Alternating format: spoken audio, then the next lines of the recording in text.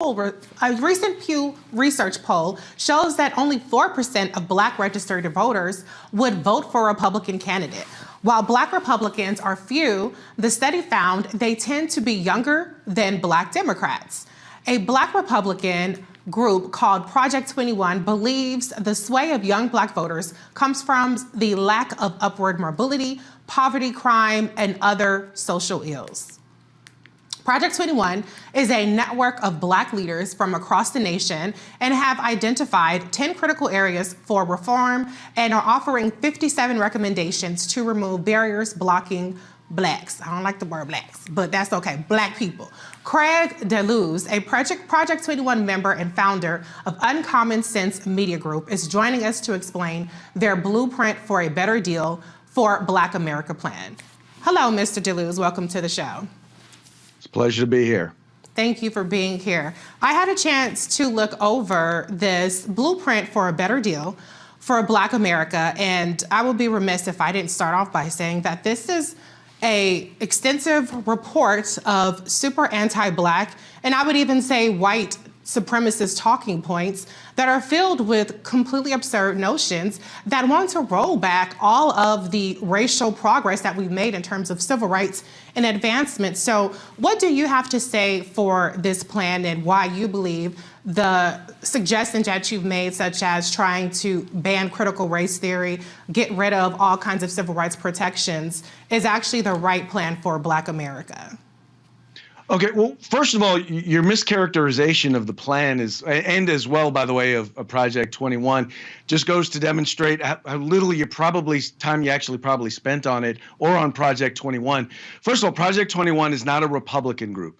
It's a group of people who conservative. Think differently. We didn't say Republican. Than the left-wing paradigm. In other words, the Black community is just like every other community, and not everyone thinks alike. Right, we come from different. We have different beliefs. We have different. We have a variety of beliefs. We have a variety of positions on issues. Oftentimes, depending on what that issue is, the challenge we have, in particular, as a Black community, is monolithically we only come at it from one perspective. And we've lost, unfortunately, this is unfortunately an issue on both the right and the left. We've lost the idea of being able to talk about public policy nuance. And when we start talking about public policy nuance, we start to take a look at all of the items or perspectives from both sides and look to see which ones are going to be best for the Black community. What we've wound up with is our policymakers and our politicians only support those on the left.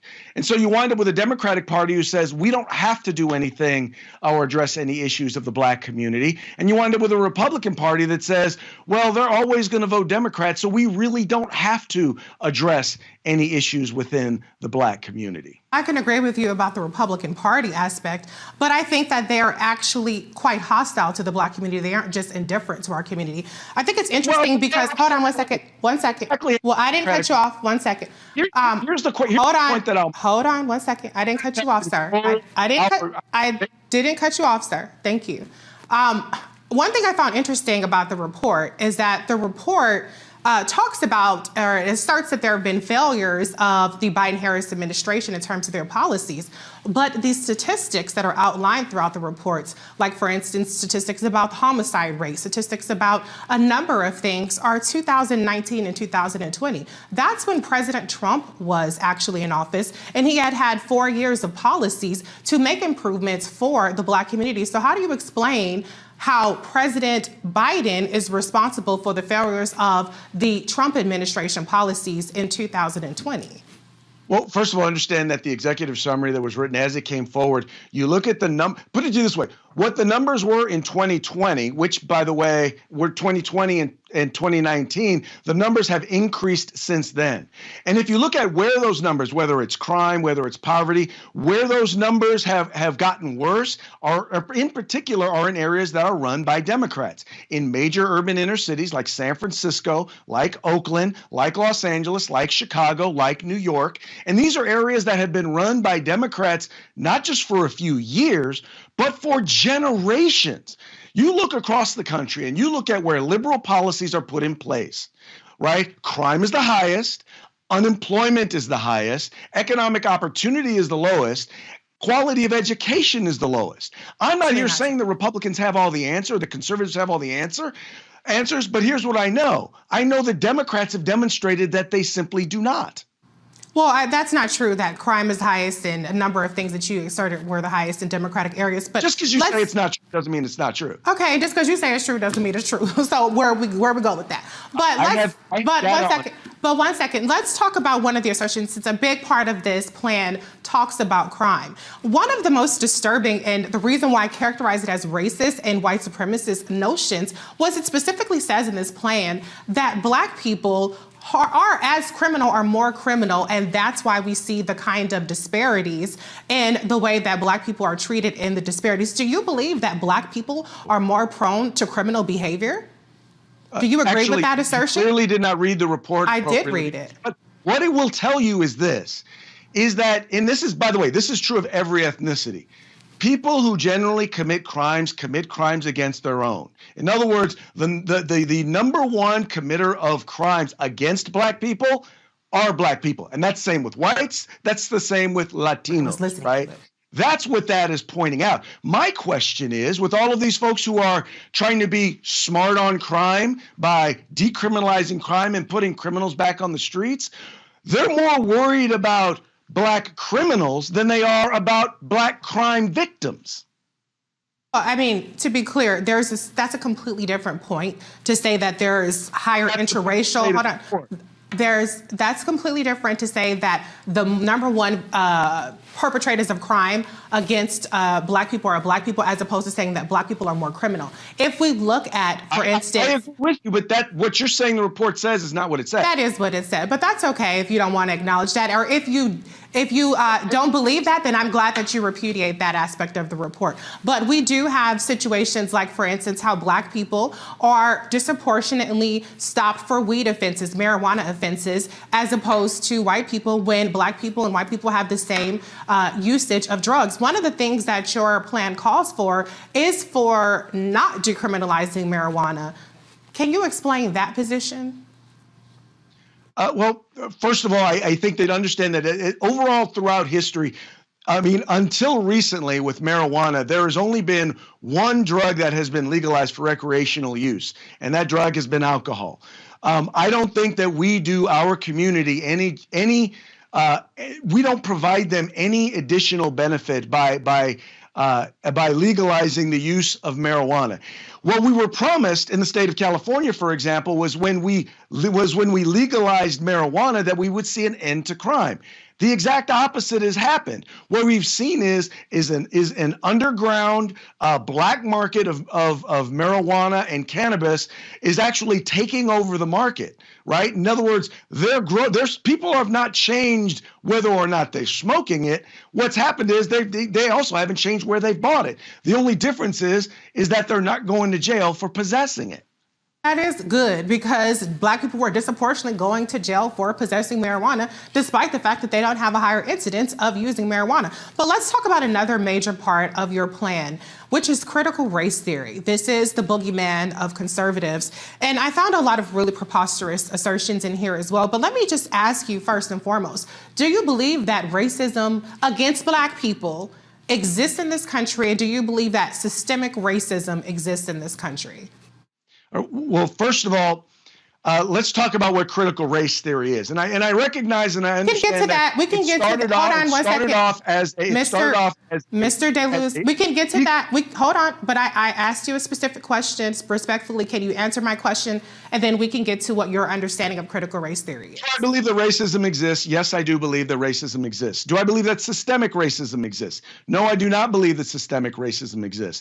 I believe that we need to take a look at one of the challenges we have is that people who promote critical race theory want to act as if we are exactly where we were from the day that slavery ended. And that is just not the case.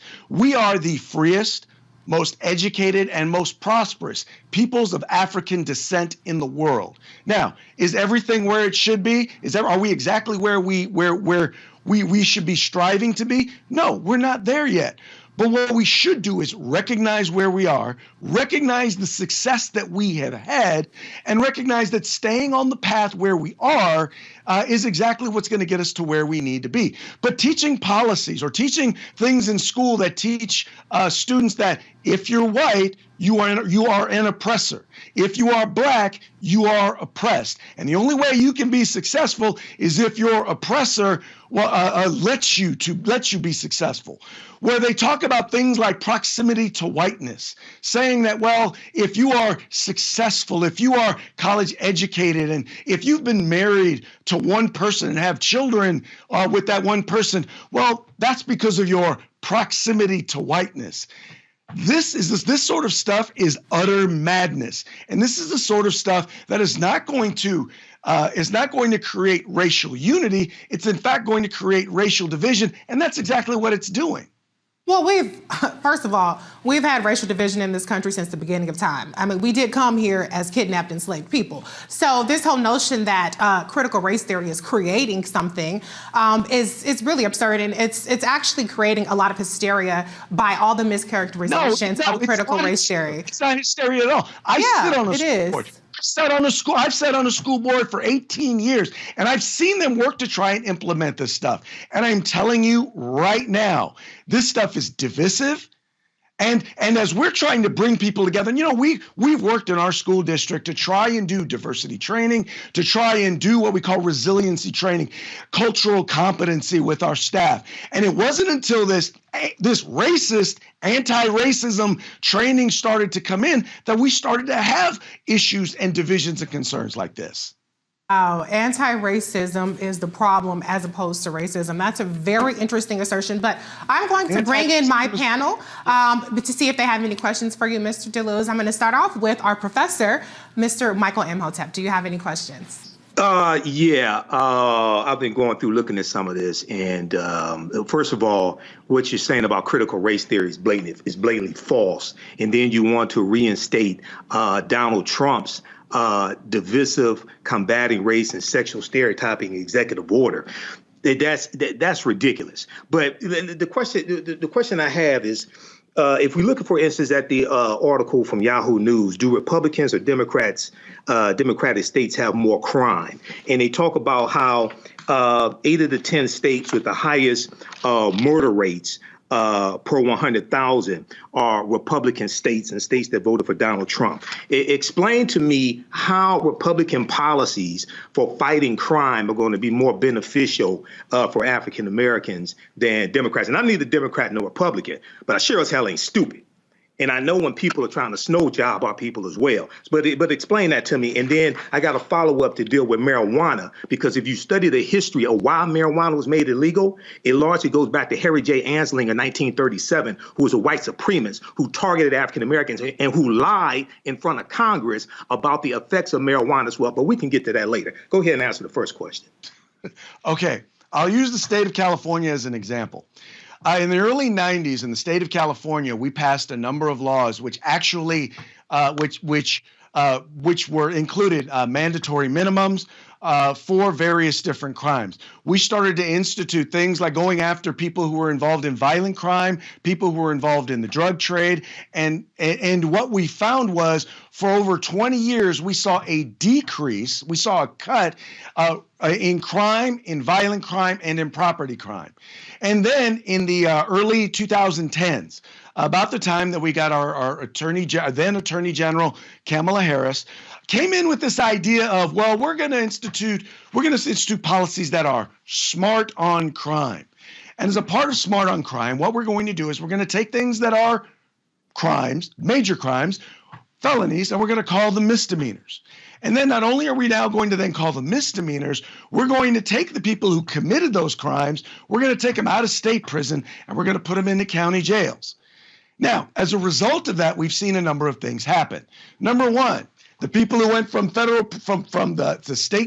state prison to county forced then people who were in the county jails out onto the streets. On top of that, in many cases, you had people who were in county jails, which, by the way, are built for up to a year's stay. They're not built for long term, for more than a year. So you saw people who were going into county jails that didn't have rehabilitation programs, weren't set up for long term, and weren't set up for the populations that they had. And so then they started releasing prisoners. So now let's see. We've decriminalized crime. Oh, we got rid of bail. So now that we've gotten rid of bail, when you arrest somebody for committing a crime, we're now just going to release them onto the streets, where there are multiple stories. You're talking about bail reform. You're talking about bail reform. Right. Because African Americans were disproportionately harmed when they couldn't afford bail and white people could. Let me jump in because this is running a little long. But let me just clarify. Remember, the war on drugs started in 1971 with Richard Nixon. Republicans don't want to talk about that. He was a Republican the last time I checked. The war on drugs started June 17th, 1971, when a Republican named Richard Nixon declared his war on drugs in front of Congress. So if we want to deal with that, we need to go back there and come forward. Go ahead. Pause, fellas, pause. Is my mic working? Is my mic on? Can y'all hear me? Okay, thank you very much. All right.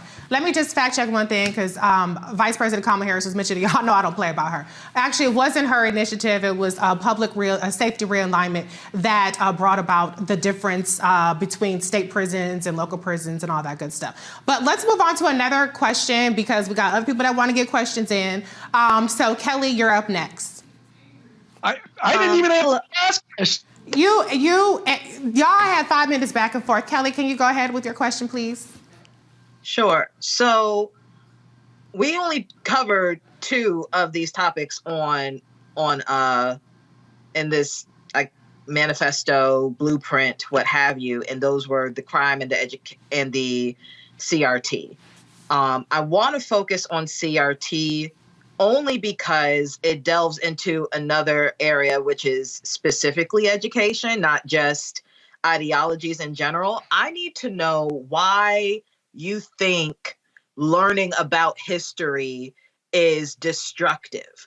Because at the end of the day, critical race theory has been inflated to mean a whole bunch of things. At the end of the day, it really is a legal concept, but what it has been incorporated into as far as education is concerned is really correcting the wrongs that have been taught to myself and generations after me and setting the record straight, such as the enslaved were not just immigrants that came over to America from Africa. That is part of critical race theory in a lot of jurisdictions. Native Americans were not just giving people turkeys in a cornucopia during the Mayflower. That's part of critical race theory. You understand what I'm saying? So I need to know what is woke. Why is that even being demonized?